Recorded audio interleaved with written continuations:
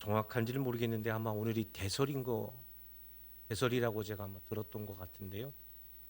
오늘 뭐 눈이 내리진 않지만 깊어가는 우리 겨울에 어울리는 예전에 한 영화의 어떤 대작의 그 중간에 하이라이트에 들어가는 그런 찬양을 듣는 것 같은 그 은혜가 있었습니다. 무슨 소리야? 무슨 소리야? 저만 은혜 받나요? 그 은혜가 있었습니다. 그렇지 않습니까? 겨울이 되면 왠지 더 그 깊은 낭만에 빠지는 것 같은 12월이 특히 그런 것 같습니다. 여러분 안에도 은혜가 있기를 바랍니다. 우리나라 말에 체면이라는 말이 있습니다. 체면이라는 말은 요새 여러분들 체면이라는 말을 많이 쓰는지 모르겠어요. 남자가 체면이 있지, 그런 말도 쓰기도 하고, 우리 집안에 체면이 있지 어떻게 그러냐 이렇게 하기도 하는데, 그런 말을 하면 체면이 밥 먹여주냐 뭐 이런 말도 합니다. 체면이라는 말은 남을 대하는 도리죠. 이게 사실은 굉장히 중요합니다. 체면이 없이 살아간다는 것은 부끄러운 거죠. 자기 집안에, 또 자기 남자로서, 또 어머니로서, 남편으로서 자기 체면을 지키는 건 책임감이 있는 거죠. 그게 중요한 겁니다. 또 그런가 하면 자존심이라는 게 있습니다. 자존심은 남이 어떻든 자기의 가치와 자기의 품위를 높이는 걸 자존심이라고 부르고 있습니다. 자존심도 굉장히 중요합니다. 자존심이 없으면 삶에 있어서 자기의 방향들이 무너지게 되는 거거든요. 이게 체면이나 자존심이나 이것을 긍정적인 모습으로 잘 찾아나가면 사회에 대한 책임감도 높아지고 내 삶에 대한 방향도 높아지게 되는 겁니다. 이것이 부정적으로 사용되어지게 되면 허례허식에 빠질 수 있고 무가치한 일에 모든 것을 낭비해버리는 잘못된 모습들도 있습니다. 이스라엘 백성들에 있어서 체면이나 자존심은 생명보다 귀한 겁니다. 생명보다 귀한 것. 생명만, 히터를 한번 꺼주시면 좋을 것 같아요. 생명보다 귀한 거예요. 왜 그러냐면 이스라엘 백성들은 내가 어떤 사람들한테 누군가의 어떤 체면, 남한테 어떻게 대하는 거냐, 내가 어떤 그 자존심을 가지고 살 거냐, 내가 누구에게 이런 모습을 가졌다. 특히 우리가 오늘 말씀이 혼인잔치잖아요. 가나 혼인잔치에서도 두 번째 그 기적이, 첫 번째 기적이 혼인잔치 기적에서 포도주가 떨어지는 것은 자존심이 상하는 거고 체면이 깎이는 거예요. 이스라엘 백성들은 체면과 자존심이 가장 중요한데 자기들의 체면과 자존심을 가장 높이는 것이 두 가지가 있어요. 하나는 뭐냐? 결혼식. 다른 하나 뭐겠어요? 장례식이겠죠. 결혼식과 장례식. 이 두 가지예요. 이것 앞에서 얼마나 내가 체면을 서는가, 그리고 그래서 내 자존심이 얼마나 높일 수 있느냐가 그들의 삶에 굉장히 중요한 것이고 생명과도 같이 여기게 되었습니다. 이 말은 결국은 관계적인 언어이면서 공동체성을 의미하는 거죠. 그만큼 우리 공동체가 어떤 관계를 맺고 살아가느냐가 굉장히 중요하다라고 말할 수가 있습니다. 제가 왜 이 말씀을 드리냐면 오늘 우리가 지금 감람산 강화, 정확하게는 올리브산 강화 설교를 예수님께서 말씀하시고 있는데 이 내용들이 대부분 다 공동체성을 갖고 있고 관계적인 언어로 설정되어 있다라는 걸 볼 수가 있습니다. 오늘 본문은 우리가 잘 알고 있는 열처녀 비유입니다. 열처녀 비유를 윤리적으로 많이 설명을 해서 평상시에 네가 잘 준비해야 되어야 된다라는 것들로 많이 이야기를 하는데, 놀랍게도 이 말씀이 예수님께서 마지막 순간, 지금 우리가 화요일에 머물러 있잖아요. 화요일 날 머물러 있는데 오늘 말씀 다음에도 달란트 비유예요. 이게 단독적으로 사용하는 경우들이 많지만 사실은 이게 예수님의 마지막 순간의 유언이었다는 것을 기억하는 사람들은 그렇게 많지가 않아요. 이걸 단독적으로 빼서 그러니까 이렇게 해야 된다, 그러니까 저렇게 해야 된다. 특히 이게 윤리적으로 많이 사용되어져서 여성들에게 늘 준비가 잘 되어져야 된다는 것, 또 달란트 비유가 그 다음 주에 이어지게 될 텐데 열심히 일해야 된다. 이런 것들로 주로 이렇게 이야기하고 있지만 사실은 그 이야기가 이 속에 담겨 있지는 않습니다. 그런 뿐만 아니라 우리가 25장으로 넘어왔지만 사실은 24장부터 이 말씀이 계속 같이 이어지는 한 선에서 이어지는 말씀이기 때문에 이거를 단독적으로 봐서는 이 말씀을 알 수가 없습니다. 같은 시간 같은 장소에 연결된 말씀. 그래서 앞에서부터 봐야 되는데요. 지난 시간 말씀을 드리면서 다 설명하지 못한 부분들이 45절 이후서부터입니다. 45절 이후서부터 보면 이렇게 돼 있죠. 45절은 우리 같이 읽어봅시다. 시작. 충성되고 지혜 있는 종이 되어 주인에게 그 집 사람들을 맡을 때 때를 따라 양식을 나눠줄 자가 누구냐. 이게 주제 말씀이었어요. 충성되고 지혜 있는 종. 예? 그래서 내가 누구에게 그를 맡을 것이냐 라는 이야기가 앞에서부터 뒤에까지 이루어지는 거예요. 그래서 깨어있으라는 말을 이 24장 마지막에 결론 부분에 있었고 오늘 말씀 열천에 비해도 결국 결론이 뭐예요? 깨어있으라는 거예요. 왜? 충성되고 지혜 있는 종을 위해서 이 말씀을 하고 있는 겁니다. 그러면서 그 뒤에 46절 보면 주인이 올 때 그 종이 이렇게 하는 것을 보면 그 종이 복이 있으리로다. 내가 진실로 너희에게로는 주인이 그 모든 소유를 그에게 맡기리니. 이 말씀은 다음 주의 말씀과 연결이 되죠. 자, 이렇게 됩니다. 관계적 언어라고 했죠. 체면과 자존심 얘기를 했는데 종이 있고 주인이 있습니다. 그렇죠? 주인이 있고 종이 있는 거죠. 그리고 오늘 말씀은 뭐예요? 신랑이 있고 신부는 없죠. 들러리만 있죠. 사실은 들러리가 있어요. 이런 관계예요. 관계. 이런 관계로 만들어진 게 본문의 핵심 메시지예요. 주인이 있고 종이 있다. 그리고 신랑이 있고 신부처럼 보이지만 성경에서 보면 신부가 10명의 신부는 없죠. 들러리들이죠. 이런 관계가 형성되어 있으면서 본문들이 만들어지는데 뭔가 이 관계 속에서 일어나는 과정들을 이야기하고 있는 거예요. 그런데 48절에 보면 만약 그 악한 종이 마음에 생각하여 주인이 더디 오리라고 생각을 했는데 동료들 때려 술 친구들과 더불어 먹고 마시는데 생각하지 않는 날 알지 못하는 시간에 그 종이 이르렀습니다. 무슨 말이냐? 주인이 한참 어디에 갔으니까 더디 올 거야 라고 생각을 했어요. 근데 실제로 주인이 어떻게 된다는 거예요? 일찍 왔다는 거예요. 일찍 왔다. 그 이야기가 24장의 마지막 부분의 이야기로서 이렇게 머물게 됩니다. 그런가 하면 오늘 본문 말씀에는 신랑이 일찍 와요? 더디 와요? 더디 오죠. 더디 옵니다. 그래서 앞에 말씀이나 뒤에 말씀이나 또 앞으로 이어질 말씀은 뭐예요? 그때 그 시간 우리가 이 시간 크로노스의 시간을 살고 있는 우리에게 하나님의 카이로스가 임할 그 시간은 언제가 될지 모르는 겁니다. 막상 우리는 기다리는 사람으로서 늘 어떻습니까?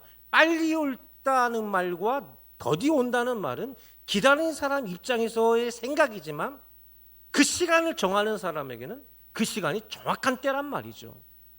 단지 우리만 늦게 온다, 빨리 온다라고 이렇게 우리가 판단할 뿐 이 일을 주관하시는 주인, 신랑은 뭐예요? 정확하고 정시에 오신다는 사실을 우리는 알 수가 있습니다. 그래서 깨어있으라는 말, 이 일찍 올지 더디 올지 모르는 기다린 자의 입장에서 깨어있어야 된다는 말을 지난 시간은 누구를 통해서 얘기했냐면 노아의 홍수 이야기를 통해서 말씀을 드렸어요. 그렇죠. 노아의 홍수 이전, 노아 자체가 하나님과 동행했어가 아니라 그 앞에 그의 증조부 때서부터 어떻게 했어요?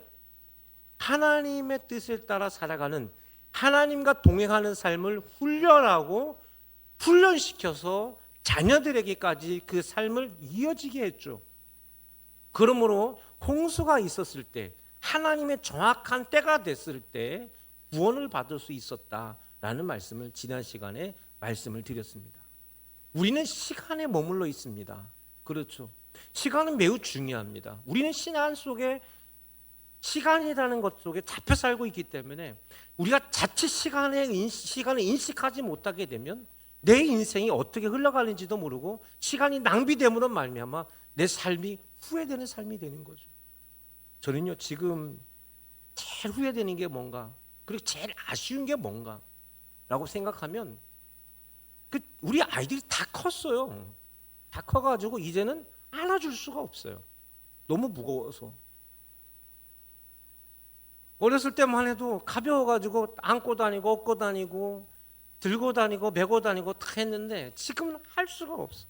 이게 제일 아쉬워요. 생각해보면 그때 더 사랑해줄 걸, 그때 더 안아줄 걸, 그런 생각들이 얼마나 많이 드는지 몰라요. 다시 올까요? 그러지는 못할 거예요. 아마 우리 아이들이 저를 업어줄 시간이 돌아올 때가 되지 않겠까, 그런 생각이 듭니다. 깨어있음의 정체에 대한 이야기를 하는 거예요. 우리가 이 시간에 이 장소에서 늘 깨어 있어야 된다는 이야기를 지금 종말에 대한 우리들에게 주어지는 중요한 핵심 메시지인데, 그 깨어 있음에 대한 시간에 대한 말씀으로 지난 시간에는 하나님과 동행해야 된다고 했어요. 하나님과 동행이라는 말은 그 어떤 것이 아니었습니다. 하나님의 뜻을 아는 거였고요. 그 하나님의 뜻을 내가 아는 것으로 보는 게 아니라 그것을 전수시켜줘야 된다라는 것이 하나님과의 동행입니다. 할렐루야. 지난 시간, 그래서 우리가 깨어 있어야 되는 행동, 우리가 진정 하나님과의 관계 속에서 내가 자존심을 가지고 내 체면을 지키는 것은, 신앙인의 체면은 뭐냐? 우리 자녀들에게, 우리 가족들에게, 우리 교회에, 우리 성도들에게 이 신앙을 전수시켜주는 겁니다. 할렐루야. 그래서 우리가 이 시간만큼은 내가 원하는 말씀, 내가 듣고 싶은 이야기가 아니라 내가 알아야 될 말씀, 내가 반드시 깨달아야 될 것들을 알아야 되는 그 순간이 되어져야 된다는 사실입니다. 할렐루야. 그게 우리의 예배 시간이고 우리의 말씀의 시간이에요. 그래서 내가 원하는 말씀을 들어서 은혜가 아니라, 내가 말씀을 듣고 부담감을 갖지만 그 말씀 때문에 내가 붙들어야 되고 그것이 기도 제목이 되어서 내가 그것을 가지고 붙드는 것들이 나와 내 가족들에게, 내 주변에게 전수시켜주는 그런 삶, 그것이 하나님과의 동행이다. 그래서 때가 됐을 때 우리 모두가 구원받는 삶을 살아가야 될 줄로 믿습니다. 그 시간이, 그 말씀이 지난 시간이고, 오늘 말씀은 우리가 잘 아는 말씀인데 1절로 한번 들어가 볼게요. 1절 시작. 그때 천국은 마치 등을 들고 신랑을 맞아 나간 열처녀와 같다리니. 그때라는 말은 뭐예요? 앞에 말씀과 연결됐다는 거예요. 이게 문장으로 쓰고 있기 때문에 그때라고 썼을 뿐, 실제로는 이 앞에 말씀을 하고 나서 바로 열처녀 얘기가 나오고 그 다음 달란트 비유가 같이 그냥 쭉 이어진 거라는 말씀을 볼 수가 있습니다. 천국에 대한 말씀, 비유는 반드시 천국 이야기죠. 오늘 비유 말씀이고 다음 시간도 비유 말씀인데, 성경의 예수님의 모든 비유는 천국 비유예요. 그래서 천국에 대한 가장 확실한 예수님의 말씀은 비유에 남겨져 있어요. 이게 비유인데, 근데 천국은 마치 등을 두고 신랑을 맞으러 나간 열처녀와 같다라고 이렇게 말씀하고 있습니다. 열처녀는 신랑을 맞으러 나갔다라고 이렇게 비유되어 있는데, 이것은 유대인들의 결혼 풍습 속에서 나타나는 겁니다. 자, 신랑을 맞으러 나간 열처녀 같다라고 한다면 이 시간은 정혼하는 시간일까요? 결혼하는 시간일까요? 정혼식일까요? 결혼식일까요? 요한복음 2장의 가나 혼인잔치는 정혼식이에요? 결혼식이에요? 그 결혼식이죠, 그죠? 결혼식이에요. 마찬가지로 원문은 이 말씀도 뭐예요? 결혼식이에요. 결혼식. 예수님의 재림은 어떤 날이에요? 결혼식 날이에요. 우리가 지금 믿음을 갖고 있는 이 시간은 우리가 정혼한 삶을 살아가는, 알파와 오메가, 초림과 재림 사이에 살아가는 우리의 삶이라고 했죠. 우린 정혼한 자로서 그 삶을 살아간다고 했습니다. 자, 오늘 말씀은 결혼식 당일입니다. 이 말은 무슨 말이냐? 예수님 재림의 날이다. 그래서 재림과 결혼과 천국은 같은 선에서 우리가 봐야 되겠다라는 걸 볼 수가 있습니다. 유대인의 풍습에 보면 이렇습니다. 결혼식 날이 되면 아버지가 아들에게 가서 너 이제 가서 신부를 데려와라 하면은 신랑이 자기 친구들과 함께 신부 집으로 가게 되는 겁니다. 신부 집으로 가면 신부 집에 가서 그 신랑 친구들과 함께 간단한 그 집에서의 신앙 종교적 의식을 갖는 거예요. 기도를 하고 하는 이 시간을 갖고 신부를 데리고 자기 신랑 집으로 데리고 와서 잔치를 벌이게 되는 겁니다. 그래서 신랑 친구들이 신랑이 옵니다라는 이야기를 해주고 빨리 전달을 해주게 되면 이 신부 집은 미리 준비를 하고 있고 그때 신부의 들러리들이 있어요. 신부의 들러리들이 등을 준비하고 신랑을 맞는 준비를 하게 되는 겁니다. 그랬을 때 이야기가 바로 오늘 본문의 배경이 되는 거죠. 오늘 말씀은 신랑이 왔을 때보다 오기 전에 사건이 터진 거라는 것을 볼 수가 있습니다. 그래서 유대의 관습상 주로 결혼식은 낮이 아니라 밤에 한단 말이에요. 밤에 하다 보니까 반드시 등불을 준비해서 기다리는 겁니다. 오늘날 우리가 성탄절이 돼서 이렇게 등을 들고 기다리는 것은 예수님께서 태어나실 때 큰 별이 났던 것과 함께 우리가 늘 불을 켜고 주님을 기다리는 마음으로 불을 켜놓고 있는 거예요. 할렐루야. 그런 모습입니다. 자, 그런데 통상적으로 신랑이 온다는 시간이 정확하게 정해지느냐?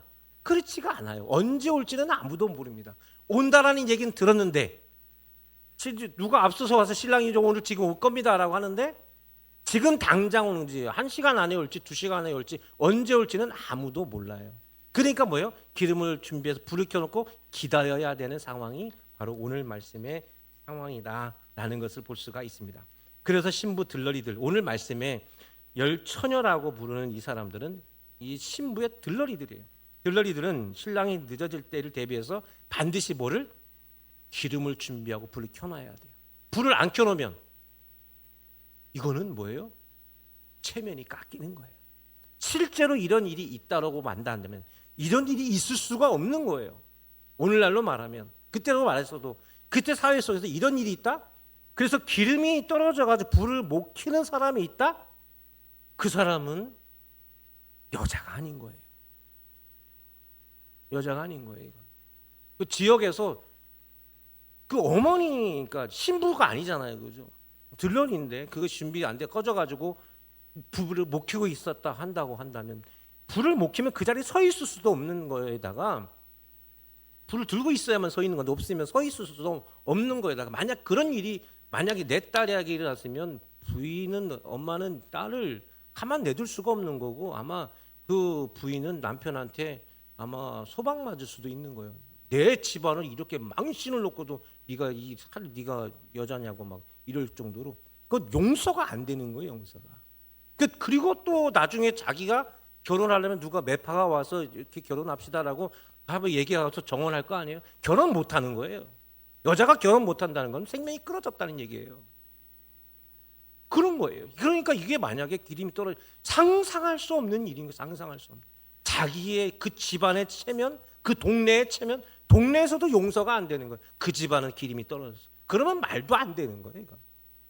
시집도 못 가고 쫓겨날 수도 있고 뭐 그런 상황이 아주 심각한 상황이라고 말할 수가 있습니다. 특이한 점은 오늘 말씀에서 독특하게 예수님은 신부라고는 표현을 쓰지 않고 열처녀들, 들러리들이라고 이렇게 주인공을 만들어 놨어요. 근데 놀랍게도 예수님께서 그 들러리들을 몇 명이라고 말하죠? 몇 명이라 말합니까? 10명이라고 말하죠. 왜 10명일까요? 이것은 유대인들한테 매우 중요한 숫자입니다. 여러분 완전수는 첫 번째가 완전수가 1입니다. 유일하신 하나님, 오직 하나. 그렇죠? 근데 1이 뭐예요? 그 숫자의 복수로서의 완성은 1에서 10으로 끊어지게 되죠. 10, 그 다음에 100, 1000, 만 이렇게 가는 거예요. 그래서 숫자의 완성으로서 가장 최소 단위가 뭐냐면 이 10으로 쓰는 겁니다. 그래서 유대인들은 회당에서 모여서 집회를 공식 회당에서 집회를 하는데 10명이 모이면 수가 완성이 됐으니 시작합시다라고 하는 거예요. 근데 10명이 안 모이면 수가 완성되지 않았다 해서 시작을 안 해요. 근데 이건 어디서부터 시작되느냐? 성경적 배경이 있습니다. 창세기로 한번 가볼게요. 18장 22절 시작. 아브라함이 또 이르되 주는 노하지 마옵소서 내가 이번만 더 아뢰이리이다. 거기서 심령을 찾으시면 어찌하려 하시나이까? 이르시되 내가 심령으로 말미암아 멸망하지 아니하리. 소돔과 고모라가 멸망된다는 이야기를 듣고 아브라함이 중보기도를 하죠. 의인 50명이 있다면 어떡하겠습니까?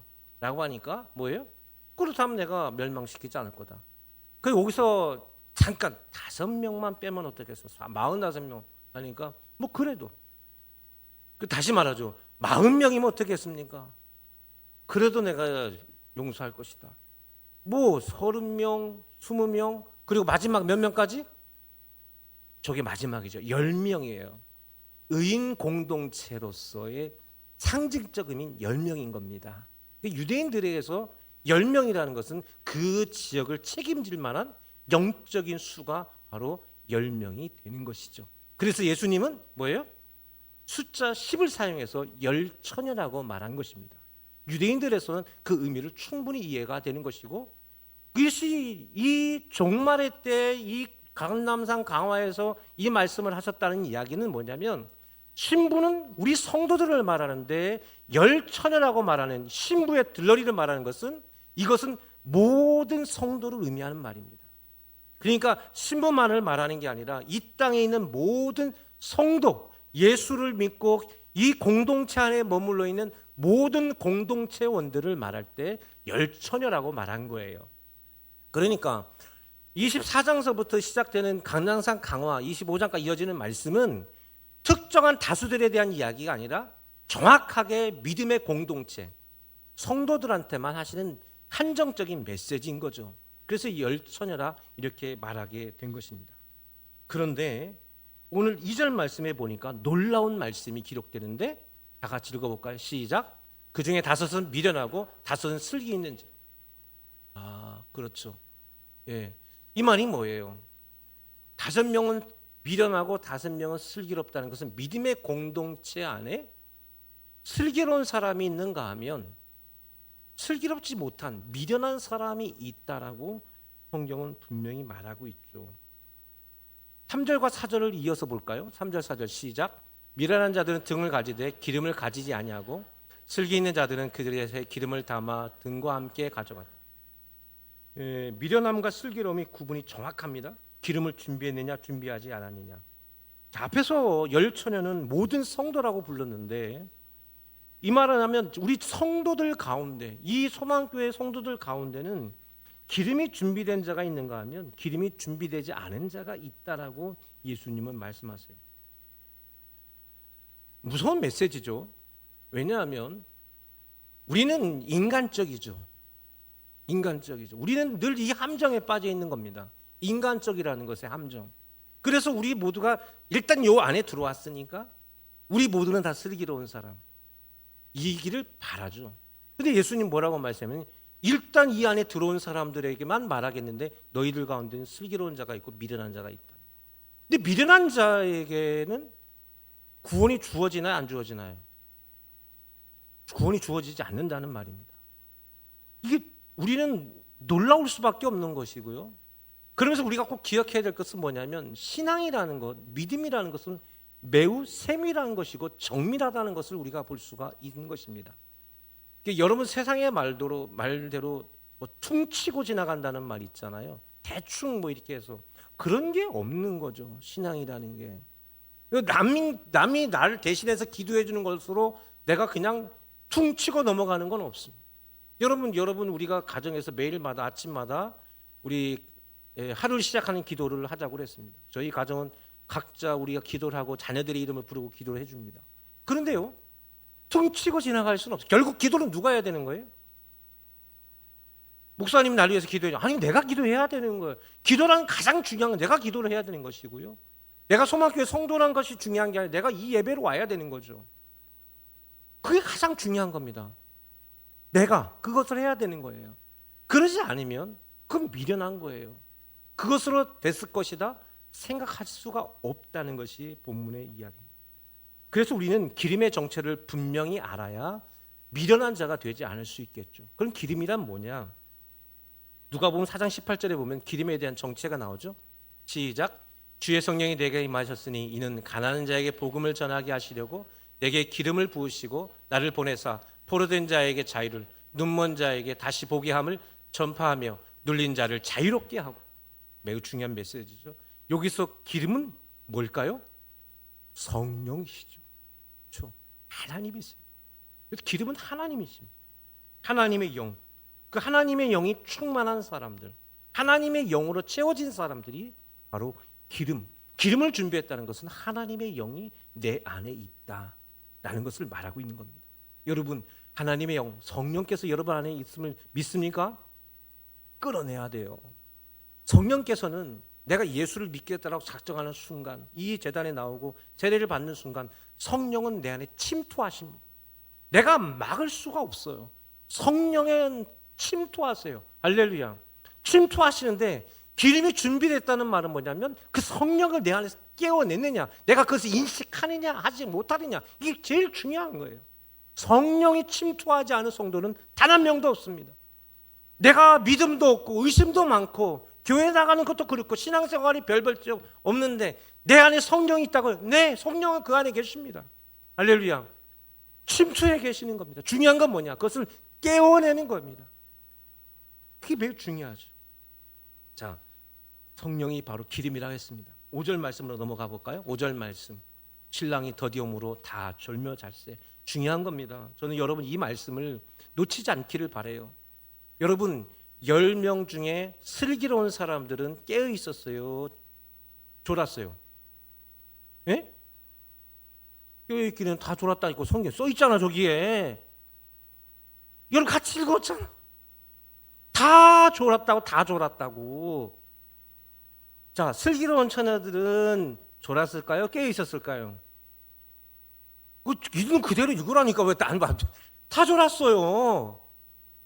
미련한 자도 졸고 슬기로운 자도 조는 거예요. 이게 무슨 말이냐? 우리 신앙의 열매는요, 비교할 수 없는 거예요.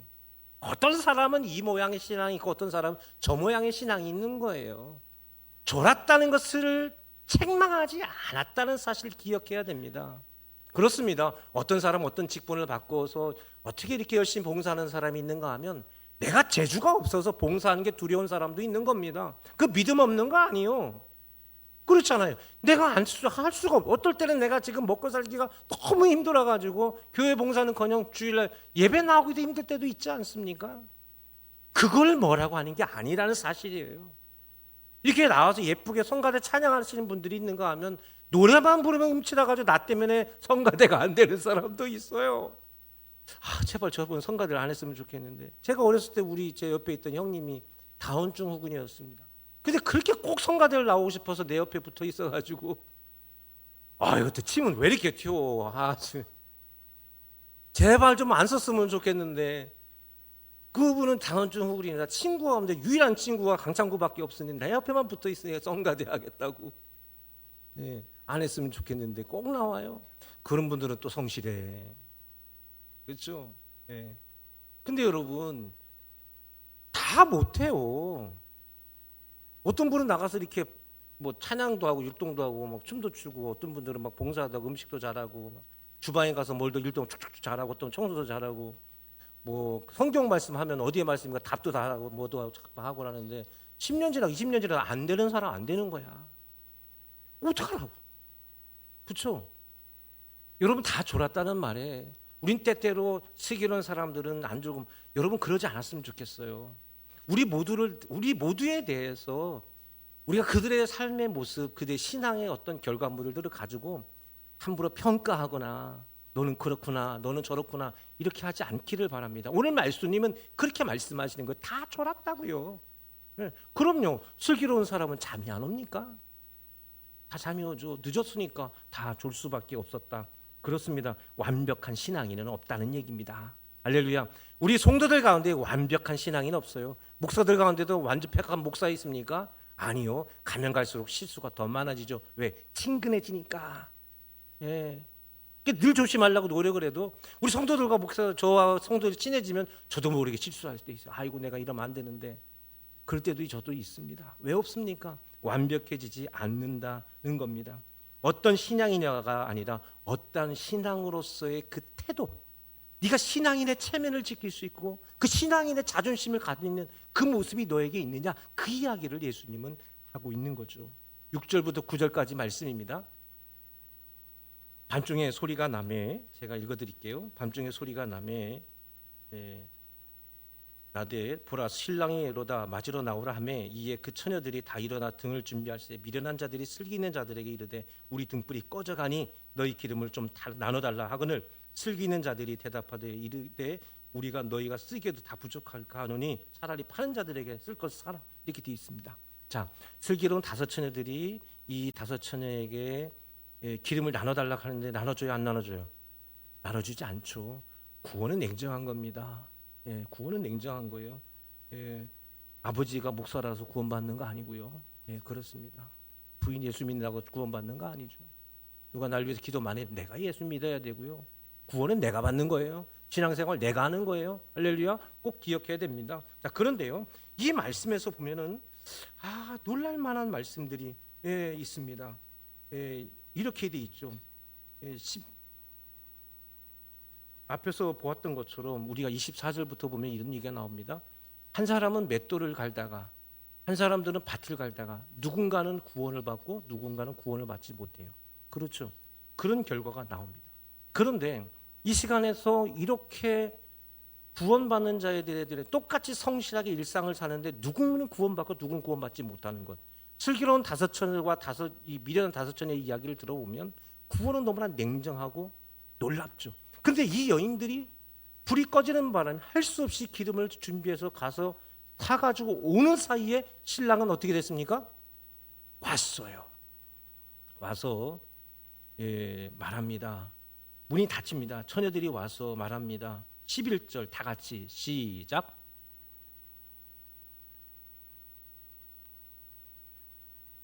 이 말씀은 너무나 소름 끼치는 말씀이죠. 주여 주여 우리에게 열어주소서. 이 이야기를 하는데 이게 왜 소름 끼치는 말씀이냐면 이미 이 말씀은 산상수훈에서 예수님이 경고한 말씀이에요. 마태복음 7장 21절 23절 시작. 나더러 주여 주여 하는 자마다 천국에 들어갈 것이 아니요 다만 하늘에 계신 내 아버지의 뜻대로 행하는 자라야 들어가리라. 그날에 많은 사람이 나더러 이르되 주여 주여 우리가 주의 이름으로 선지자 노릇하며 주의 이름으로 귀신을 쫓아내며 주의 이름으로 많은 권능 행하지 아니하였나이까 하리니 그때 내가 그들에게 밝히 말하되 내가 너희를 도무지 알지 못하리니 불법을 행하는 자들아 내게서 떠나가라. 이미 산상수훈에 예수님께서 경고했어요. 주여 주여 한다고 해서 나 너희들 누군지 몰라. 왜요? 불을 켜고 들고 있어야 그 얼굴 봤을 거 아니에요. 모르는 사람이라 이거예요. 모르는 사람. 분명히 같이 준비한 사람인데 예수님 뭐라고 말하면 다 뭐들 모르는 사람이다. 그럼 왜 등불을, 이것에 어떤 의미가 담겨 있는 거냐? 왜 예수님이 그들을 알지 못했느냐? 불을 켜지 않아서. 이것은 하나님께서 이미 오래전에 이 말씀을 주셨어요. 레위기 24장 1절에서 9절까지 말씀입니다. 제가 시간상 잘 읽어드릴게요.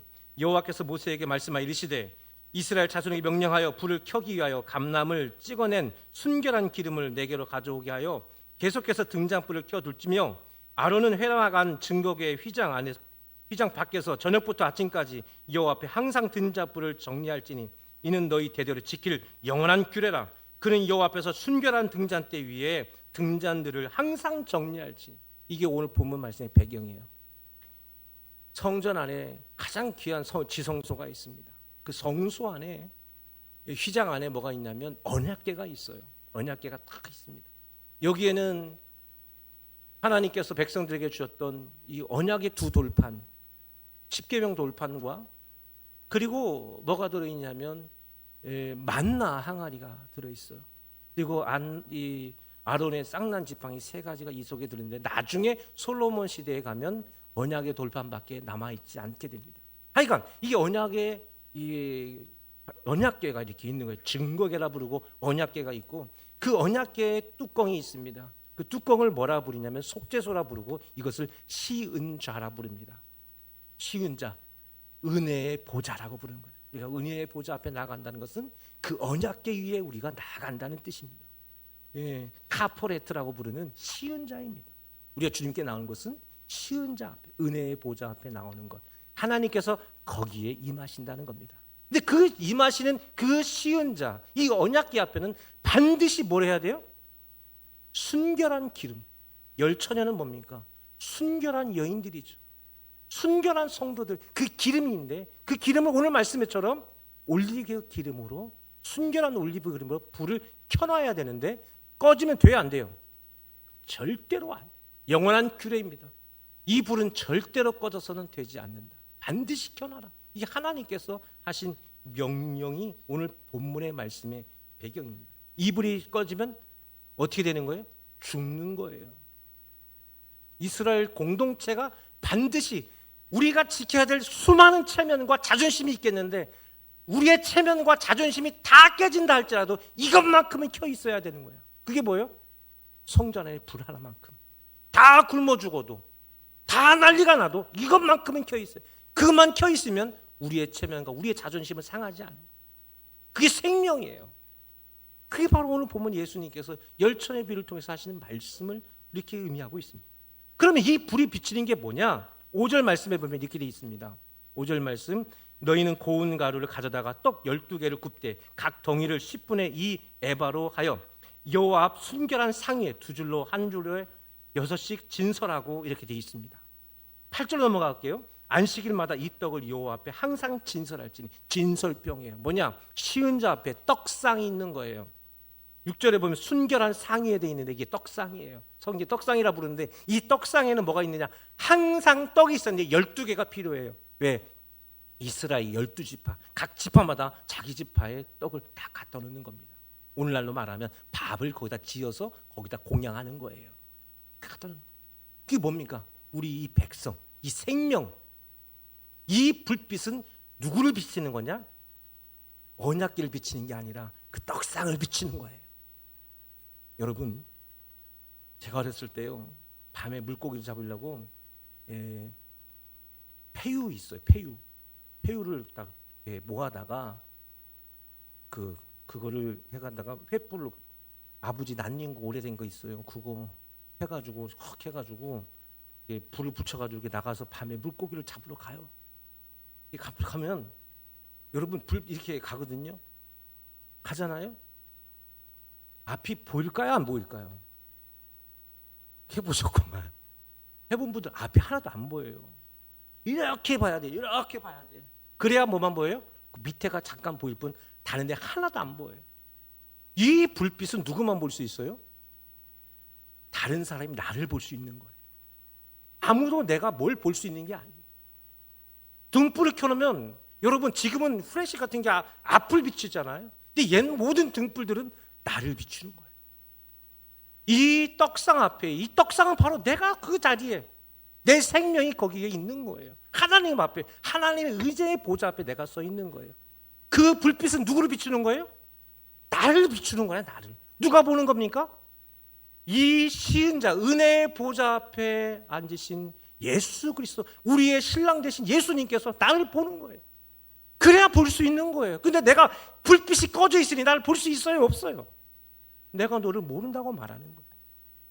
이 등불의 의미는 바로 그렇습니다. 여러분, 신앙인의 체면, 신앙인의 자존심은 예수님이 나를 알아봐야 되는 거예요. 할렐루야. 예수님이 나를 알아봐야 그것이 내 체면이고 내 자존심인 거예요. 여러분, 교회가 커진 것이 체면이 아니라 진짜 체면은 예수님이 알아보고, 오, 내가 너희들 알지, 우리 너가 뭐 했잖아 하면서 알아보는 거예요. 이 말씀을 정리하면서 그렇습니다. 여러분, 마태복음 5장 14절 16절 산상수훈에서 이렇게 말씀합니다. 너희는 세상의 빛이라. 산 위에 있는 동네가 숨겨지지 못할 것이요 사람이 등불을 켜서 말 아래에 두지 아니하고 등경위에 두나니 이러므로 집안 모든 사람들이 비치느니라. 이같이 너희 빛이 사람 앞에 비치게 하여 그들로 너희 착한 행실을 보고 하늘에 계신 너희 아버지께 영광을 돌리게 하리라. 그렇죠. 내가 불빛이, 내 믿음의 불빛이 켜져 있음으로 말미암아 세상에 많은 사람들이 저 사람이 그리스도인. 여러분, 기름을 준비하는 건 다른 게 아닙니다. 깨어있다는 건 다른 게 아닙니다. 내가 뭔가 잘해야 되는 건 아닙니다. 다 존다고 말했잖아요. 우리 약합니다. 완벽한 신앙인들 없습니다. 지난 시간에 말했던 것처럼 우리의 일상이 누군가 봐서 내가 예수 믿는 사람으로 보여져야 되는 겁니다. 저 사람들이 딱 봤을 때 저거 예수 믿는 사람이네, 등불이 켜서 저게 사람 있네 했던 것처럼 내가 직장에 있을 때, 세상에 그냥 있을 때 저기 저 예수 믿는 사람이네, 저 그리스도 소망교회 성도 걸어가네, 이게 그 사람의 자존심, 이게 등불이 켜져 있는 사람이에요. 할렐루야. 여러분, 메시아라는 말이 무슨 뜻입니까? 메시아, 기름 부음을 받았다는 뜻이죠. 온 세상에 예수님의 오심을 알고 그분을 믿음으로 구원받습니다. 오늘날 세상에 많은 사람들은 내가 예수 믿는 사람인 것을 보고 나 때문에 예수를 믿어요. 세상의 사람들에게 있어서 메시아는 예수님일까요? 나일까요? 바로 여러분들이죠. 여러분들이 기름을 준비했다는 것은 여러분들이 그리스도인, 그리고 여러분 자신들이 그들에게 메시아로 보인다는 뜻입니다. 세상에서 여러분들이 그리스도인다운 그 체면, 그리스도인들의 체면, 그리스도인의 자존심을 지키고 살아야 됩니다. 그리스도인, 내가 예수 믿는 사람, 나 소망교회 성도야, 나 소망교회 장로, 나 소망교회 권사야, 나 소망교회 집사야. 그 체면, 그 자존심 가지고 세상 살아갈 때 모든 사람들이 저 사람 저 어디 교회 누구야. 여러분, 그게 기름이 준비된 성도의 모습이더라. 이것을 기억되는 여러분 되기를 주의 이름으로 바랍니다. 아버지 하나님, 감사합니다. 오늘 말씀을 통해서 우리에게 은혜 주시고 복 주시니 감사합니다. 우리 주님께서 우리 모두를 제자로 삼으신 것은 우리가 예수님처럼 빛이 되고 소금이 되는 삶을 살아가기 원하신 줄로 믿습니다. 아버지 하나님, 우리 모두가 기름을 준비한 믿음의 슬기로운 처녀처럼 주님께서 누구인지를 정확하게 알아볼 수 있는 그 성도들, 우리 소망교회, 우리 모든 지체들 다 될 수 있도록 주여 도와주옵소서. 우리 주님 예수님 이름으로 기도드립니다.